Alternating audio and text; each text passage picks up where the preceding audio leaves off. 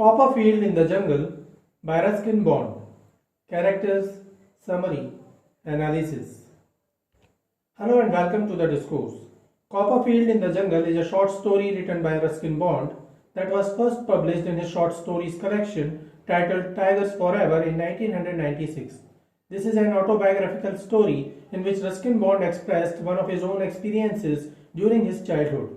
The title of the story mentions David Copperfield, one of the famous titular characters created by Charles Dickens in his book David Copperfield, and shows the influence of Dickens over Ruskin Bond. Like his other stories, such as The Tiger in the Tunnel, No Room for a Leopard, Dust on the Mountains, and others, Copperfield in the Jungle is a short story that explores the relationship of humans, animals, and the environment and ecology. The story is set staged against the Terai forests of the Siwaliks, where Bond spent the better years of his childhood. The story highlights the lack of empathy of adult humans against animals and how adults no longer provide role models for our children, models of right thinking and right behavior.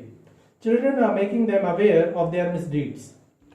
Characters of Copperfield in the Jungle. The main character of the story is a 12-year-old child who remains unnamed, but one can guess he is Ruskin Bond himself during his childhood. While the child belongs to a family of hunters, he is much inspired by his grandfather, who doesn't like killing innocent animals for fun. Rather, the child loves reading literature. Uncle Henry is the child's hunter uncle who takes him on an expedition. While Uncle Henry and his friends claim to be great hunters, they hardly succeed in any big hunt. They only manage to shoot two miserable underweight wild fowls at the end of the week, and they blamed it on the bad weather. Summary of Copperfield in the Jungle. The 12-year-old narrator remembers his grandfather, who had a great influence on him. He says that, like his grandfather, he too loves reading books and despises the idea of killing animals for fun during hunting expeditions. However, he says that his Uncle Henry enjoys such wild sports. The young boy could never get interested in the hunting expeditions of his Uncle Henry and some of his sporting friends. Perhaps he had inherited this from his grandfather, who never understood the pleasure some people obtained from killing the creatures of our forests. Killing for food, most animals die that could be justified to an extent, but killing just for the fun of it could not be justified or understood. Even at the tender age of 12, the boy disliked anything to do with shikar or hunting. He also found it terribly boring. To explain his point of view, the boy narrates one of his experiences. Uncle Henry and some of his sporting friends once took him on a shikar expedition into the Terai forests of the Siwaliks hills. The prospect of spending one whole week in the jungle with several adults with guns only filled him with dismay. They would all the time be thinking and talking of hunting a tiger or an elephant, and he did not all the look forward to it. So, on their second day in the jungle, he managed to be left behind at the rest house. And in a corner of the back veranda of that old bungalow, he discovered a shelf of books, some 30 volumes, obviously untouched for many years.